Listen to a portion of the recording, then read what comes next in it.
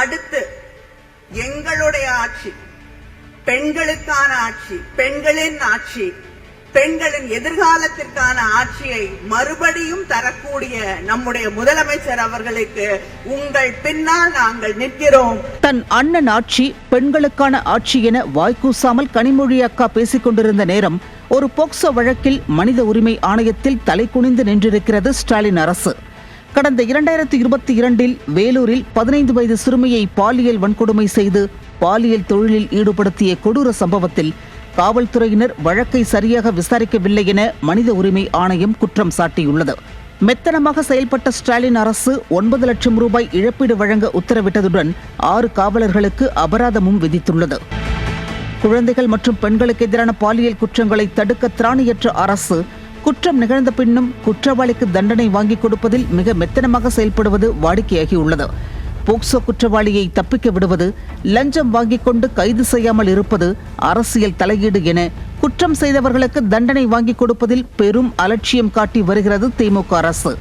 ஆனால் கனிமொழியோ ஞானசேகரனுக்கு தண்டனை வாங்கிக் கொடுத்ததை பெருமையாக பேசிக் கொண்டிருக்கிறார். அவனது குண்டர் சட்டம் ரத்தானது எப்படி, ஏன் அரசு முறையாக வாதிடவில்லை என்ற கேள்விகளுக்கு பதில் சொல்வீர்களா கனிமொழி என கேட்கிறார்கள் பெண்கள். ஸ்டாலின் ஆட்சிக்கு வந்தது முதல் 7000 குழந்தைகள் பாலியல் குற்றங்களால் பாதிக்கப்பட்டிருப்பதாகவும் அவர்களுக்கு சுமார் 104 கோடி ரூபாய் இழப்பீடு கொடுத்திருப்பதாகவும் திமுக அமைச்சர் கீதா ஜீவனே கூறியிருக்கிறார்.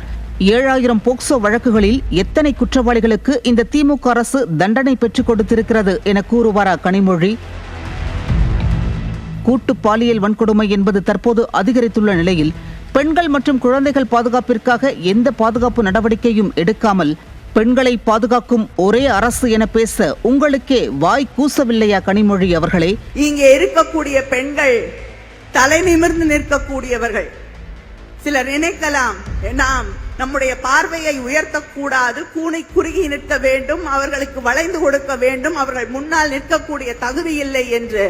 அதையெல்லாம் உடைத்து வந்து நிற்கக்கூடிய அந்த உறுதியை நமக்கு திராவிட இயக்கம் தந்திருக்கிறது. நம்முடைய திராவிட மாடல் ஆட்சி தந்திருக்கிறது. யார் நிற்பார்கள்? பேருந்திலும் பள்ளியிலும் கல்லூரியிலும் நடந்து செல்லும் போதும் வீட்டில் தனியாக இருக்கும் போதும் பணியிடத்திலும் எந்த பாதுகாப்பும் இன்றி பாலியல் சீண்டலுக்கு உள்ளாகும் பெண்கள் உங்கள் பின் நிற்பார்களா கனிமொழி அவர்களே? நீங்களும் ஒரு பெண் தானே? மேடையில் நீங்கள் பேசிக் கொண்டிருக்கும் போதுதானே பாதுகாப்பிற்கு இருந்த பெண் காவலர்கள் பாலியல் சீண்டலுக்கு உள்ளானார்கள். அதற்கு நீங்கள் வாய் திறக்காதது ஏன்? இப்படி எந்த வகையிலும் பெண்களுக்கு பாதுகாப்பு கொடுக்காமல் குற்றவாளிக்கு தண்டனையும் வாங்கி கொடுக்காமல் இன்னும் அவர்கள் ஆட்சியில் இப்படி நடந்தது அப்படி நடந்தது என பேசி பெண்களை ஏமாற்றி விடலாம் என நினைக்காதீர்கள். சாலையில் நிம்மதியாக நடந்து கூட செல்ல முடியாமல் பரிதவிக்கும் பெண்களுக்கு தெரியும் உங்கள் அண்ணன் ஆட்சியின் லட்சணம்.